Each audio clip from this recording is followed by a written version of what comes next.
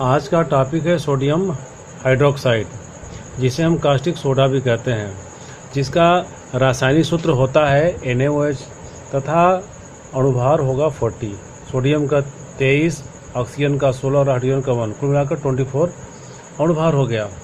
अब देखा जाए इसको हम कैसे बनाते हैं, तो बनाने की इसकी दो विधि बताई गई है। एक तो सामान्य विधि जो हम लोग प्रयोगशाला में बना सकते हैं, दूसरा है औद्योगिक निर्माण विधि। तो सबसे पहले देखें हम बनाने की विधि।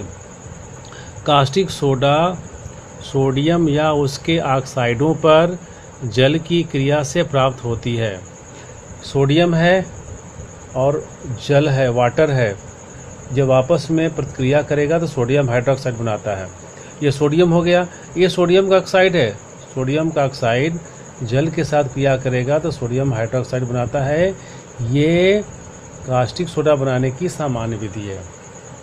अब आगे देखिए औद्योगिक निर्माण विधि क्या होती है। तो औद्योगिक निर्माण विधि में सोडियम क्लोराइड के जलीय विलयन को लेते हैं, ठीक है। इसमें जब विद्युत धारा प्रवाहित करते हैं तो ये Na+, H+, Cl- और OH- आयन में टूट जाता है।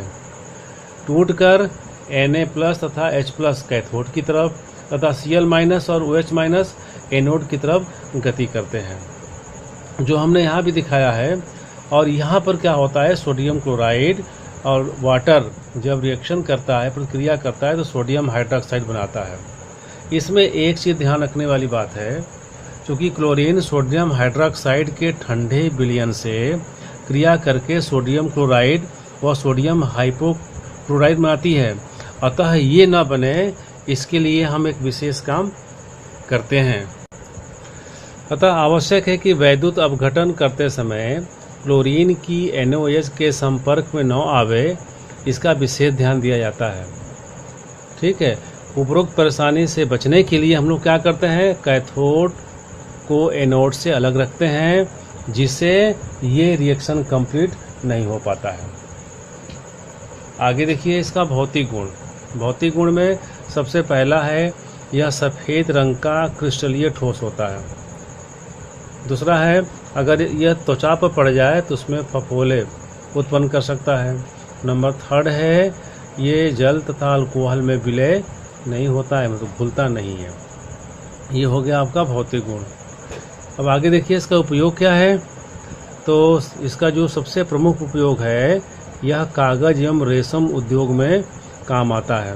नंबर 2 है, प्रयोगशाला में अभिकर्मक के रूप में, मतलब कि लेबोरेटरी में इसका इस्तेमाल किया जाता है। नंबर 3 है, यह CO2 मतलब कार्बन डाइऑक्साइड और सल्फर डाइऑक्साइड आदि गैसों को अवशोषित करने के काम आता है।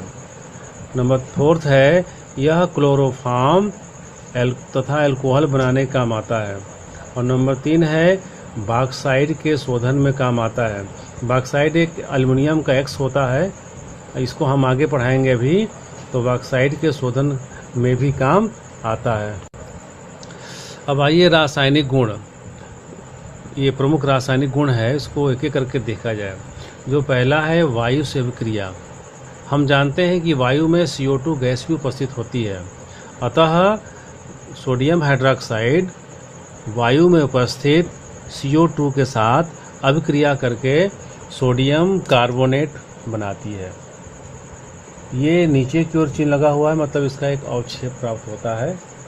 ये या तो नीचे जाकर बैठ जाता है, वही बैठेगा जो अविलय होता है। नंबर 2 है, ऊष्मा से अभिक्रिया। सोडियम हाइड्रोक्साइड को 1300 डिग्री पर गर्म करने से ये अपने अवयवों में टूट जाता है। इसका रासायनिक समीकरण है, NaOH को 1300 डिग्री पर गर्म किया गया है तो सोडियम हाइड्रोजन तथा ऑक्सीजन में टूट गया। ये अभिक्रिया इंपॉर्टेंट है।